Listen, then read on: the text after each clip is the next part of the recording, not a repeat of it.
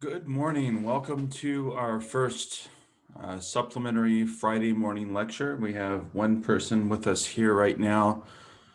We have a couple minutes left until 8 o'clock to get started, so I'm going to go ahead and wait a minute or two, and then we'll get started right at 8 o'clock. And my webcam is not working today, so excuse me, we'll go ahead and get things done without the webcam on my end today. But you guys should still be able to hear me. I'll get started momentarily.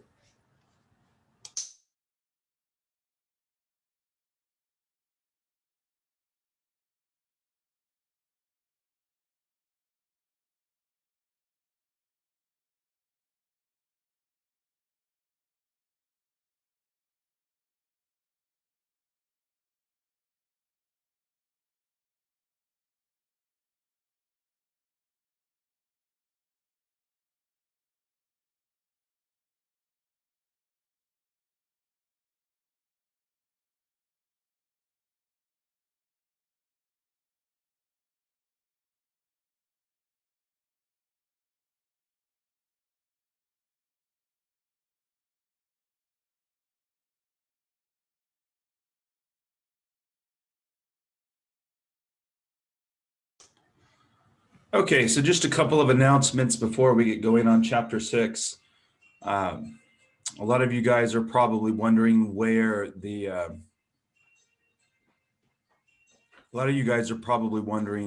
your grades are on the first exam. I appreciate your patience. I am working on those grades. If your name is towards the beginning of the alphabet, then I've probably already graded your exam, but I still have at least half the classes left to grade. And I do have to grade those because there are some items on the exam that will not be automatically graded by the computer, such as the essay questions and the short answer questions. So the grade that you're going to see from the computer on that exam is not going to be exactly correct. That score will likely go up after I end up grading it. That's not a guarantee that it's going to go up, but it will likely go up nonetheless. So just be patient and keep an eye out for that. You should see a grade for the first exam before our Monday class meeting, I would say at the latest. Okay, so today in our first supplementary Friday class meeting, you might notice that my webcam is not working today. I've been having some issues with my webcam on and off. I think it might be my connection speed. I'm not sure what the problem is, but let me know if you guys can't hear me. I think my audio should be coming through just fine. So again, just let me know if that's not the case. And I think there should be a still picture that is being shown of me in lieu of the live feed. Okay, so the chapter that we're starting today is the chapter on learning, chapter 6. And this is sort of a foundational chapter because in this chapter, you're going to learn all about the fundamentals of behaviorist philosophy, and you really can't complete a course in intro level psych without having some degree of exposure to the fundamental principles of behaviorist psychology, which is essentially what learning is all about. Now, not all theories of learning come from behaviorism, but most of them do, and most of the good theories of learning come from behavioral theory. And I'm a big fan of behavioral theory, as you'll see. I'm also a critic of it. You know, I think I have a pretty fair, reasonable approach when it comes to my coverage of behavioral theory. But essentially, I think a good starting point for this chapter is to look at perhaps the most famous quote from the dude who is considered to be the founder of behaviorism, John B. Watson, who went on record as giving this quote in 1930. And I really think that this quote just kind of sums it all up in just one one big sort of arrogant statement that you see here. But John B. Watson said, "Give me a dozen healthy infants, well-formed, in my own specified world to bring them up in, and I'll guarantee to take any one at random and train him to become any type of specialist I might select: doctor, lawyer, artist, merchant chief, and yes, even beggarman and thief, regardless of his talents, penchants, tendencies, abilities, vocations, and the race of his ancestors." So that's from John B. Watson in 1930. And we really do get a sense of what behaviorist philosophy is all about, just kind of nicely summed up in this quote. So John B. Watson, as I said, is usually considered to be the founder of behaviorism, which I'll talk about more momentarily. Before I talk about Watson, though, in particular, it's very important that we have a basic framework for what behaviorist philosophy is all about. You might boil behaviorist philosophy down to three major principles. I would say it all pretty much boils down to these three major principles. The first principle is a strong emphasis on the way that the environment shapes our learning processes. So, for example, they're big proponents of the idea of the tabula rasa, which, going back to chapter 1, if you might recall, touches on that nature versus nurture debate, which really has been one of those foundational debates in all of psychology. But the nature versus nurture debate gets to that question of, are we the result more of our experiences, environment, nurture, as we might call it, or are we more the result of genetics and biological destiny, the sorts of things that evolutionary psychologists like to focus on, right? And there has been this war going on in the social sciences for decades now on this whole issue of nature versus nurture, right? Which we've talked about before. The behaviorists fall firmly on the nurture side of the argument, at least traditionally speaking. Now, modern behaviorists have become a little bit better about this, and they're not so closed-minded as John Watson was. But the early radical behaviorists, as we often refer to them, and led by John Watson, were big believers in this idea that it's the environment that primarily makes us who we are. Essentially, the learning experiences provided by the environment are the major force that make us who we are in life. So if you want to know what's going to make a person, how they're going to turn out, what you want to look at is the environment. What you want to look at is the experiences that they're going to have. This is also a point of view that's very friendly to sociology. And in fact, sociology, a class that I also teach, when we talk about socialization, the way that we internalize the culture that we're raised in, sociologists like to borrow from behavioral theory and use behavioral theory as the major theory of how we learn our culture too. So sociologists are big fans of behavioral theory, and you'll see a lot of overlap between sociology and this particular psychological theory because they lend themselves to each other, right? And it's funny because in my sociology lecture yesterday, I was talking about behaviorism because of this. So you'll see a lot of overlap between these disciplines in the social sciences. So the first major assumption is that the environment is more important than genetics. So that's an assumption that has later kind of come back to bite the behaviorists in the ass, but that was sort of an early assumption that has sort of been foundational. The second major philosophical approach that you'll see among the behaviorists is what's known as anti-mentalism, which is the idea that psychologists, in order to be good scientists, should study that which is scientifically measurable, right?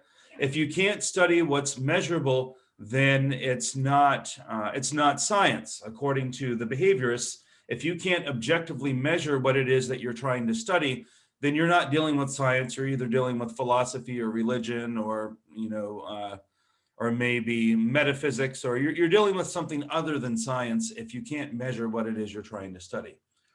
And the big criticism that you will hear from the behaviorists of The other major theoretical approaches, such as Freudianism and humanistic psychology and personality theory and the other non-behavioral theories in psychology, is that often the sorts of ideas that they attempt to talk about are really difficult to measure. Like look at Freud's ideas, for example.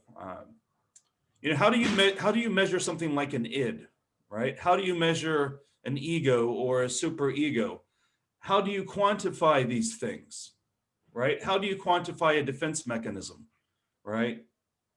These are all very nebulous concepts that, according to the behaviorists, really smack of philosophy more so than science, right? You really can't measure these things in an objective, replicable, sort of systematic, rigorous way. So the behaviorists say that, psychology should be a science if we want it to be respectable, right? And what can you study in a science? Well, you can only study objective outward events. And in psychology, that would be people's behaviors, right? So for example, if you were a good behaviorist, you could measure how many times I say the word in this lecture. That would be a behavior. Or you could measure how many times a certain student, let's say if there were a problem student in this class who was being disruptive, you could measure how many times a particular student interrupted the professor in a particular class meeting. You could measure that. Or you could measure how many times a child in a preschool classroom displays aggression. Now, you would have to define what you mean by aggression first before you measured it. But essentially, all of these things are measurable behaviors in the sense that you could sit down, you could count them. Once you had an objective definition of what comprised the behaviors, you could measure them, and you could get 2 or 3 people to sit down and everybody could agree this behavior happened 5 times in the last hour or 10 times in the last hour, whatever, right? But behaviors can be objectively measured, but things like emotions, things like personalities, things like thoughts, memories, the things that are going on inside your head, which are more subjective, these are what behaviorists refer to as private events. And these things are much more difficult to measure. Behaviorists, classical behaviorists, would argue that they're impossible to measure. Now, other psychologists would argue with them on this point, like the cognitive psychologists, for example. That's one big area where the cognitive psychologists and the behaviorists butt heads, as the cognitive psychologists say, well, actually, yes, you can measure those things. They're more difficult to measure, but you can still measure them. Behaviorists would say, no, we really don't have an objective, non-biased way to measure those sorts of things in the same way that we can measure, outward behavior. So there's this sort of debate between the behaviorists and the other schools of thought as to what should be included, what we can measure and what we can't. The behaviorists they say that we should just stick to measuring what happens on the outside of the body, what people do, because it's more objective and, it's, there's really less source of debate about what someone's actually physically done, right? So the behaviorists say that psychology should only worry about measurable objective behaviors and that psychologists should not concern ourselves with these subjective, nebulous private events that can't be measured. Now you can see the argument, that argument packs a punch, doesn't it? But can anybody see a problem with that? I can see a problem with that argument. Now my wife and I go back and forth about this because she's doing her master's degree in behavioral psychology right now as we speak. And my master's degree is in general psychology. So, I have my training in psychology is more broad in general. Her training is specifically in behaviorism, right? So we have some friendly little debates about this. And I personally feel that there are some things about behaviorism that's lacking a little bit, although it's powerful and useful. I kind of think that if you deny thoughts and emotions and feelings, that basically you're denying half the human experience. And it's, even though you're dealing with things that are easy to measure, just because they're easier to measure doesn't mean that they're the only things about a person worth trying to measure, basically.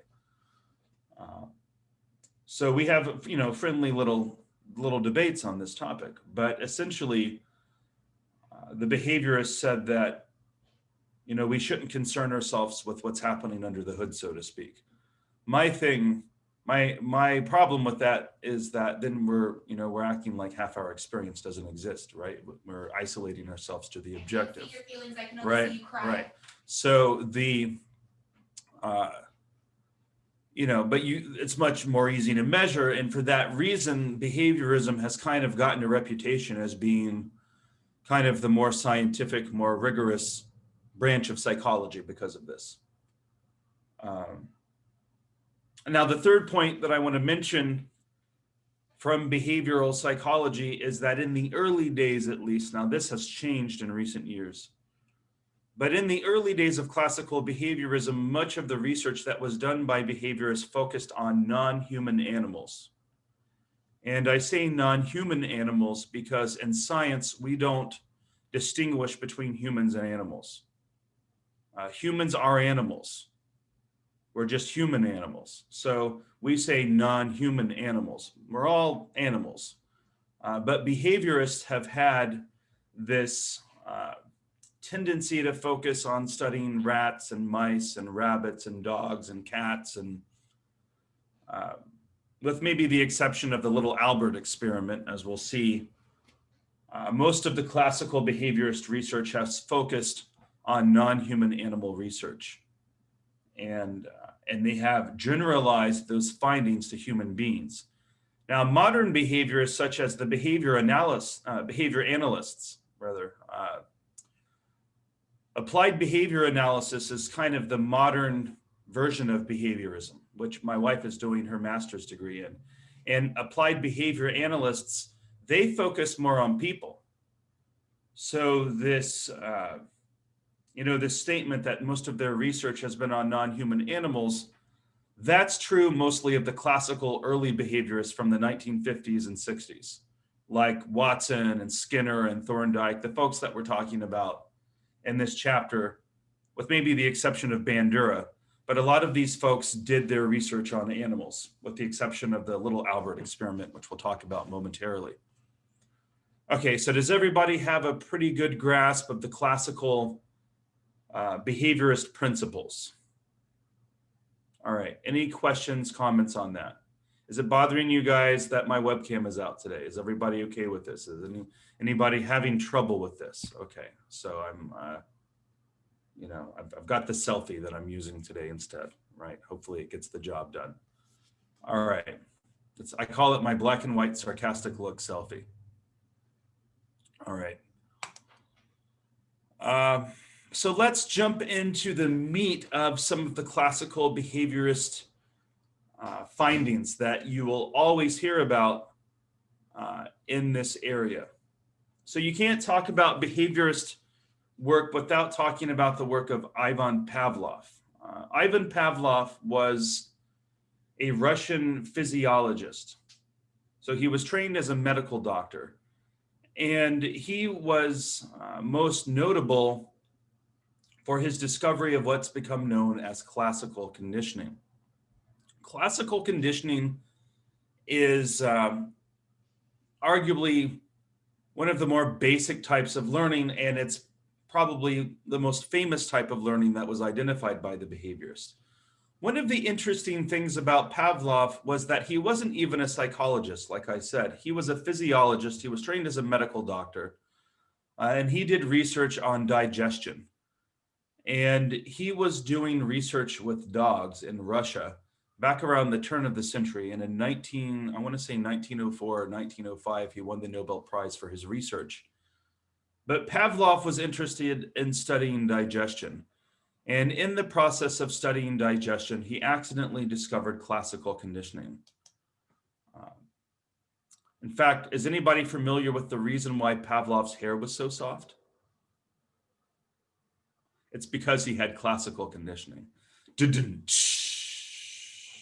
All right, I'll be here for the next half hour. Okay, but I won't be here all night, sorry. Okay, classical conditioning is the answer. Okay, so have you ever noticed that we learn to associate things that go together? This is what Pavlov discovered. This is what's come to be known as classical conditioning. But if you go to a scary movie and a certain type of music starts to play, then you know that something bad is about to happen to the pretty young blonde with no clothes on, right? As the stereotypes go, right? The pretty young blonde who just lost her virginity inappropriately in the movie. Now something bad is about to happen to her because of the scary music that's playing, right? That's sort of the formula, right? You have, you've got some pretty attractive young people who have just engaged in some sort of sexual behavior. They've been naughty, and now they're going to pay the price by Freddy or Jason or whoever the bad man or bad creature is coming along and severing them from their mortal coil right after they've done their carnal act, right? Which is sort of the formulaic formula that you see in all the horror films. But how do you know that something bad is about to happen to the pretty young blonde with no clothes on? Well, the scary music starts to play, right? So this is an example of what we would call classical conditioning. That music cues you into the fact that the bad man is about to jump around from around the corner with his big knife, and the really bad thing is about to happen to the pretty young lady, right, and her boyfriend. Who is going to try to protect the two of them to no avail, and he will die as well, right? And we have the formula for every horror film, every scary movie that's ever been made, basically, right? But that's how we know that something bad is about to happen. Or maybe if you were a kid and you had cruel siblings, maybe occasionally they would pull the cruel joke of coming in to the bathroom while you were in the shower and flushing the toilet on you, right? Now, what would happen as soon as your siblings flushed the toilet on you while you were in the shower? Hot water, right? You get burned, especially if you live in a house with older plumbing. But you learn to associate the sound of that flushing water with getting scalded, right? Or, any number of examples we could sit here and give all day long. One time, my wife, Sarah, she made the mistake of eating some coleslaw while she had the flu and while she was really nauseous. And she got really sick and threw up. And now to this day, even years later, she can't eat coleslaw. It used to be one of her favorite foods, but now she can't eat it because she had this one bad experience and she threw up. And now she has this conditioned food aversion that's looking like it's going to last the rest of her life, right? So these are all examples of classical conditioning. We learn to pair things that occur together. This was discovered by Ivan Pavlov back in the early 1900s when he was doing research on the digestion of the salivation and digestion of food. And he was doing this research with dogs. And as we know from the stories that you read in the textbooks, Pavlov, as we see here, he's the old man in the middle, surrounded by his research associates, and the guy to his right, our left, kind of looks like Joseph Stalin a little bit, doesn't he? But it's not. It's just one of his research assistants, I promise. But here we see Ivan Pavlov and his team of research assistants and one of his famous dogs. And what Pavlov was trying to do in this research was study the salivary processes, study the role that salivation played in digestion. He had no interest in studying learning whatsoever. Is anybody familiar with the story, though? What accidentally happened in the story? What did Pavlov find with his dogs? Can anybody sum up that finding? Anybody read the chapter? I'm going to call on someone. I didn't read it yet. All right. I'm going to go easy on you guys. It is Friday meeting, so I'll just tell you guys. So my wife's eavesdropping on this lecture because of her interest in behaviorism. So I've got a peanut gallery behind me too here. It's all good. It's all in good fun. But Pavlov most famously discovered classical conditioning through he had this contraption that he would hook up to his dogs, and I think they were German Shepherds or Huskies, I don't know, but he had this device that he invented, which you can't really see in the picture, but he would hook this contraption up to the mouths of his dogs, and it diverted the saliva of his dogs into test tubes. And in this way, he could precisely measure the salivary, how much salivation was happening with his dogs. Because remember, that's what he was interested in studying, was salivation and the role that it played in digestion. And what he accidentally found, though, one day was he was being lazy, basically. And he left his dog hooked up to the machine between trials.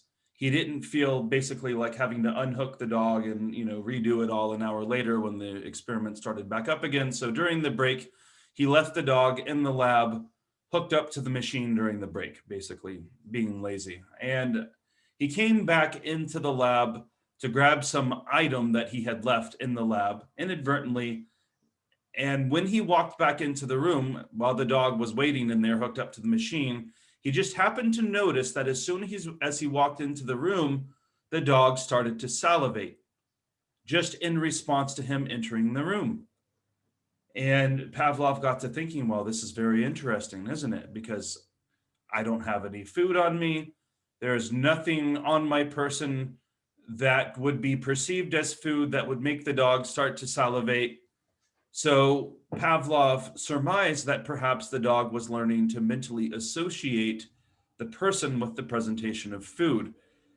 So he came up with this hypothesis. He said, well, what if I paired any number of stimuli, which the term came to be known, what if I paired any number of stimuli with the presentation of food? Could I teach the dog to salivate in response to just that stimulus without the presence of food? So he started ringing a bell as food was presented to the dog. And lo and behold, what he found was that after several repeated trials of this, the dog, hot damn, the dog would learn to salivate in response to the bell all by itself without any food presence. Or whatever stimulus you could use. A metronome could stand in for the bell, a person, any sort of stimulus that you could name. If you paired it with the presentation of food, Pavlov found that you could learn to teach the dog to salivate. So you could teach a dog to salivate in response to the sound of a metronome. You could teach the dog to salivate in response to the sound of a human voice, in response to a white lab coat, visual stimulus, auditory stimulus, you name it. Anything could be paired with that stimulus to make the dog salivate. And this is what came to be known as classical conditioning. And he won the Nobel Prize for this discovery. And it's funny because he wasn't even a psychologist, and he accidentally founded the field of behavioral psychology through this finding. Although he is typically not credited as being the founder of behaviorism, John B. Watson usually gets that credit, and I'll talk more about that in a second. But again, classical conditioning is what we define as a type of learned response in which a neutral object comes to elicit a response when it is associated with a stimulus that already produces that response. Can anybody think of any other examples of this from your own life? Lily? Did you raise your hand? No? Sorry, my mistake. Just So about. after like a month, What's that? after like a month of her doing this, every time he would see her, you would see him get so excited and then become so confused why he was excited, because he like associated her with his favorite candy, because every time he saw her, she would give him that candy. So I think you might have been muted or something during the first half of your comment. I only heard like the last 30 seconds of what you just said. Someone getting excited about candy? In my junior year of high school, can you hear me now? Yes, you're good now. Okay, in my junior year of high school, one of my good friends had a really big crush on this guy, and so she found out what his favorite candy was. And so every time she would see that boy, she would give him a piece of that candy. And so he just began to associate her with this candy. And so every time she would see him, he would start to get so excited because he expected candy. That's pretty funny. I want candy. Dun, dun, dun, dun. Anyway, old song made me think of that song. That is a great example. Um, also we learn phobias this way too.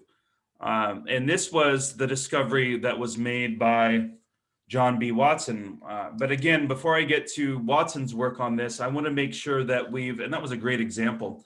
I want to make sure that we have a solid understanding of the steps involved in creating a classically conditioned response.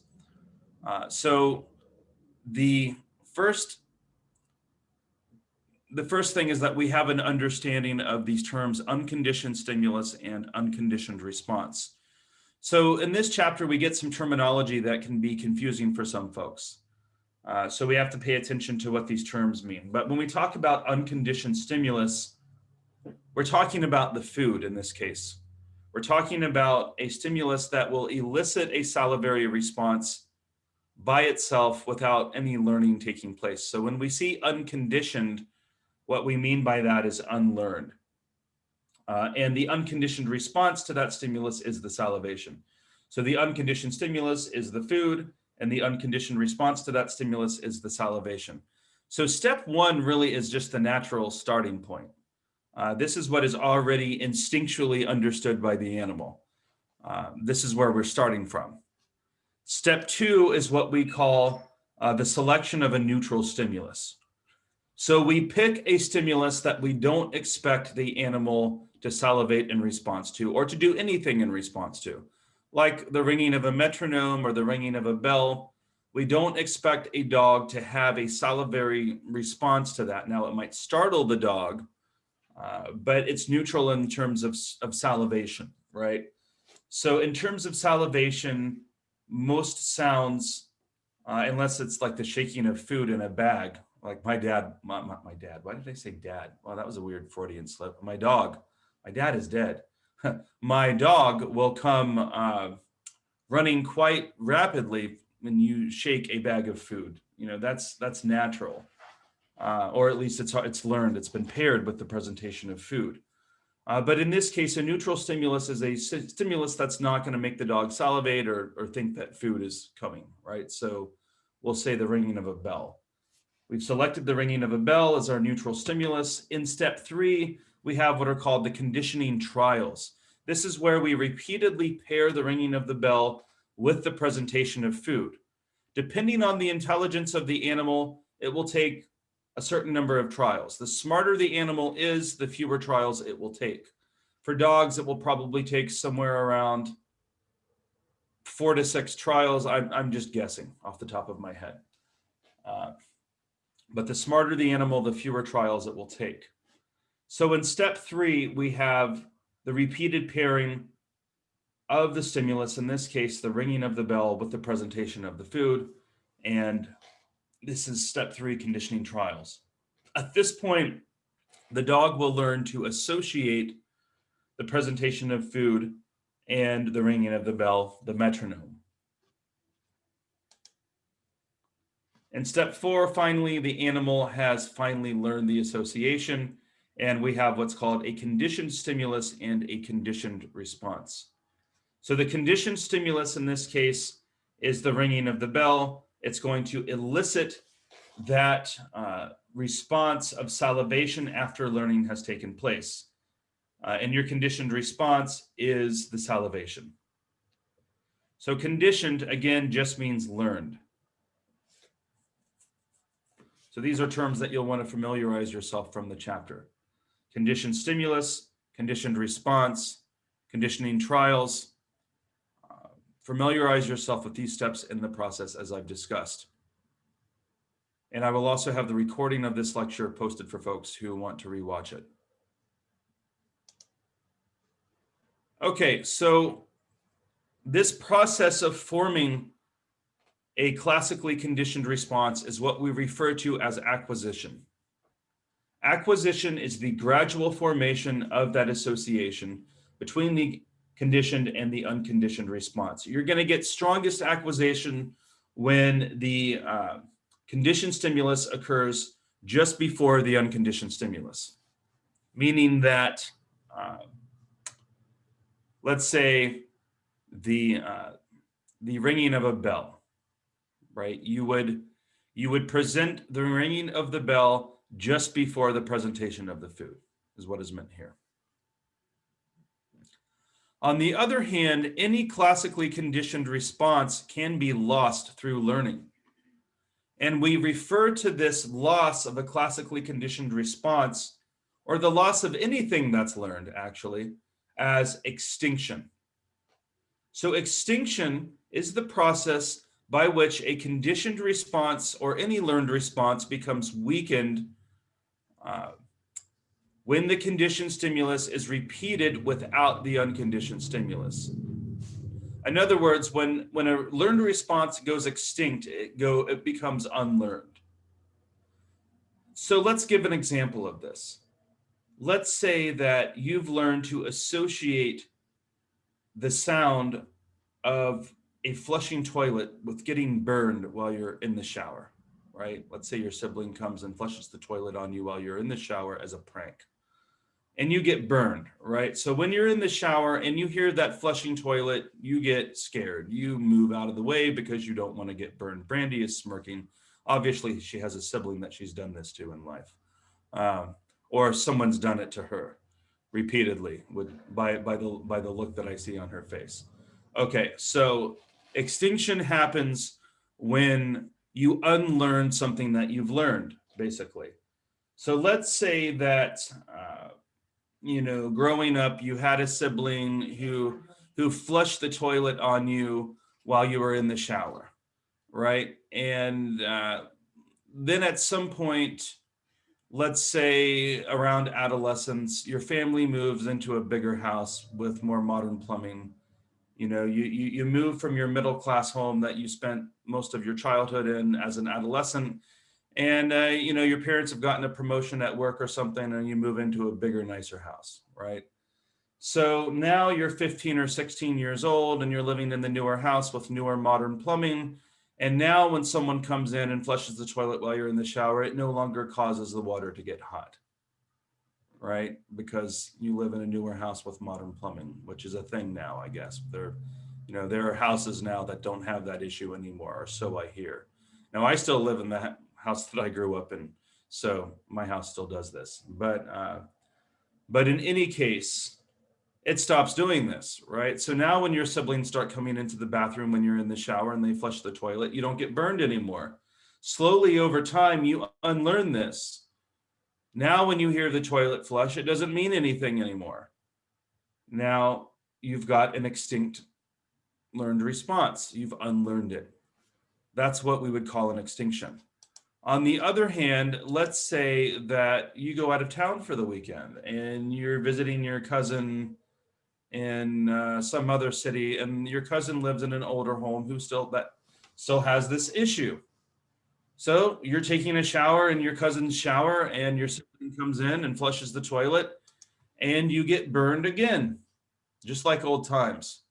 In this case, what might happen would be a spontaneous recovery. It might just take one trial, and like a snap, you've relearned it, right? So even though that learned response has gone extinct, it's going to be really easy to relearn. And that's what we call it. When a learned response that has previously gone extinct gets relearned really quickly, we call that a spontaneous recovery. Okay.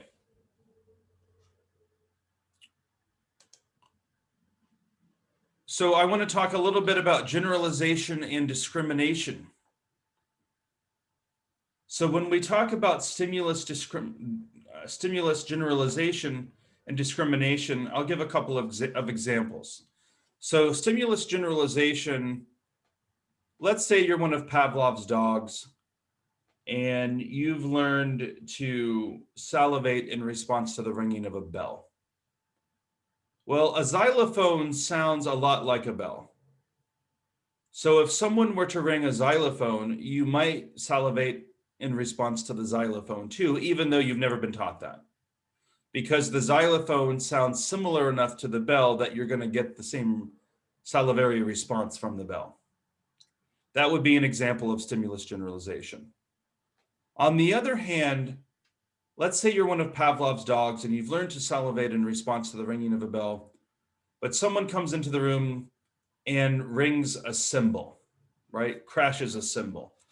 Cymbal sounds different enough from a bell that it's probably not going to make you salivate, right? If you haven't been taught to salivate in response to the clanking of a cymbal, it's different enough, right? You're not going to get that salivary response most likely. That would be an example of stimulus discrimination. So generalization happens when the learning occurs when one stimuli is similar but not identical to the conditioned stimulus, and it produces the same response.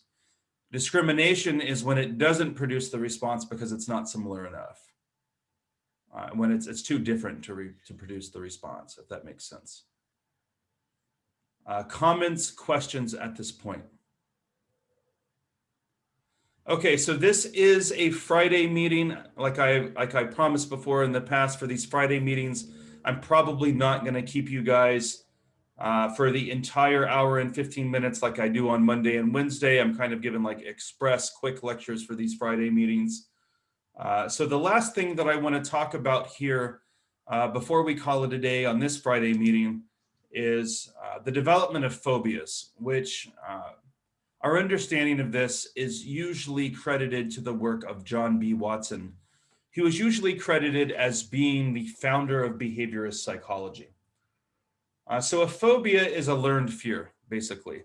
And not only is it a learned fear, but it's a fear that is disproportionate to the actual danger that's present, right? So for example, everybody is a little bit afraid of heights. Now, some people aren't at all, but you know, most people, if you stand on the side of a mountain and look straight down, you know, your heart rate will increase a little bit, right?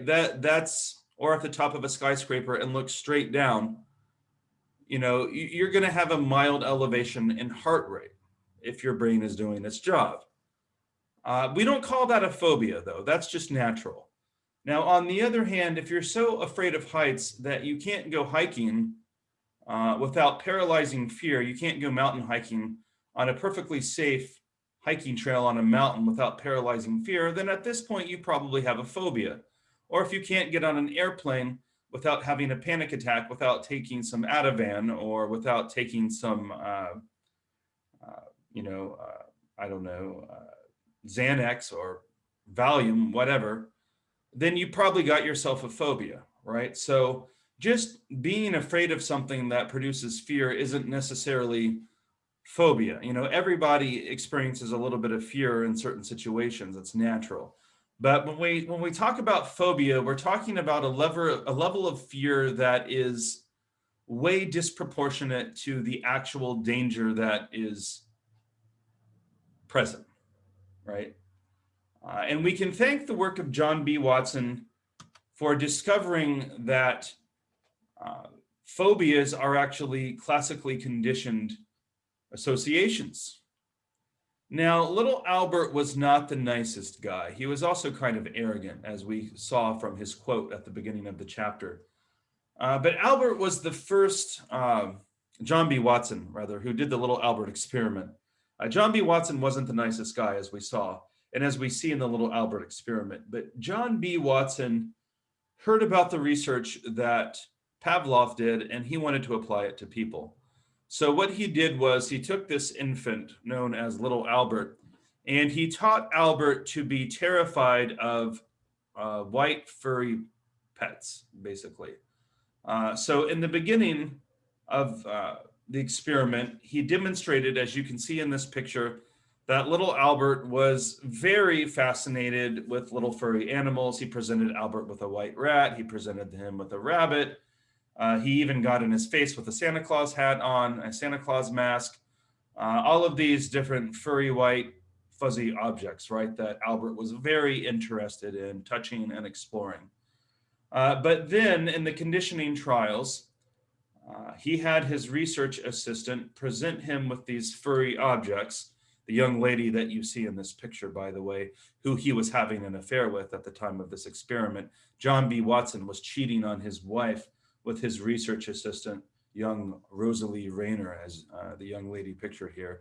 Just a little bit of extra trivia, a little bit of extra for your money, which has nothing to do with the topic we're talking about. But I just think it's a further illustration of the fact that John B. Watson wasn't a very nice guy, right? So you've got John B. Watson carrying on an affair with his research assistant, Rosalie Rayner. And in this experiment, they've got little Albert, and his research assistant, Rosalie Rayner, presents little Albert with little furry animals. And while he's being presented with white rats and rabbits and dogs and furry pets,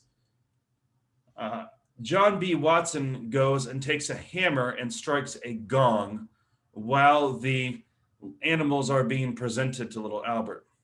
So in the beginning, little Albert was quite interested in these furry animals, but after repeated exposures to this really loud noise while being exposed to these animals, guess what? When presented with the animals by themselves with no stimulus of the loud gong being struck with the hammer, little Albert was now terrified of these animals. Go figure. So Rayner and Watson had successfully taught little Albert to be terrified of furry pets. And, by modern standards, this experiment could not be done today. It would be considered unethical, because basically what happened was they used classical conditioning to teach Albert to have a phobia of pets, is what happened. And there was a follow-up study that was done. Someone was able to track little Albert down as an adult later in life, way later, like this experiment was done in the 1950s or I think it was done in the late 50s. But little Albert was tracked down later in life as an old man in the late 90s and early 2000s, when he was, a retired old man. I think he passed away back in 2007 or 2008, and he was, in his 90s by that point. But he got tracked down when he was in his 80s by this investigative journalist who did a follow-up study. And it turns out that little Albert carried a dislike for animals with him for the rest of his life.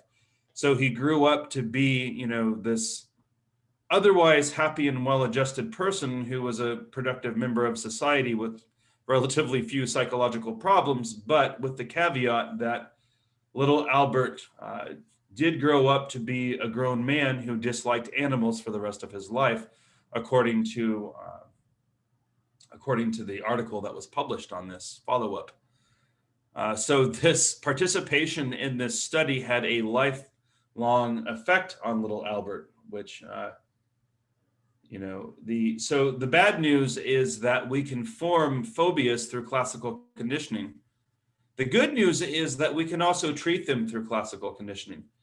So all of the major behavioral therapies that now exist in clinical psychology for treating phobias, fear of heights, for example, which we call acrophobia, or other phobias, fear of dogs, fear of whatever, any phobia that you can name, classical conditioning can not only be used to create phobias, but it can also be used to treat them and get rid of them. And we have some very effective treatments for phobias that exist out there now. Okay, so on Monday, I'm going to continue at this point by discussing operant conditioning, which is the next type of learning that the behaviorists were really big on. We can look at operant conditioning just as a preview as learning from the consequences of our behaviors. So we'll talk about operant conditioning next time, fresh on Monday morning. And again, keep an eye out for the final grade on your exams. I am still grading those. You should see a final grade show up at some point this weekend. If your name is higher up in the alphabet, like Brandy, for example, I think her grade is done. And I think I'm through the C's and the D's, but I am working on getting those exams all graded for you guys. And I'll go over the second essay assignment for you guys on Monday as well, because that's going to be coming up due in the near future as well. Okay, so I hope that everybody has a great weekend. We'll be doing another such Friday lecture in 2 weeks.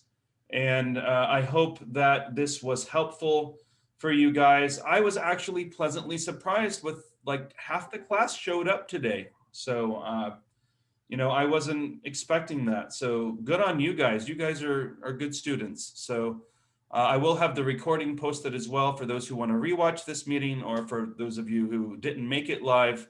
I hope the recording turns out well for those who are watching the recording now. So have a great weekend, and I'll see you guys on Monday. Live long and prosper, as Mr. Spock would say. And my camera isn't working to throw that symbol at you guys this time. So I'll see you guys in class on Monday. Hopefully, I have my webcam squared away at that point, and we'll see you guys then later. Did anybody need to chat with me? All right.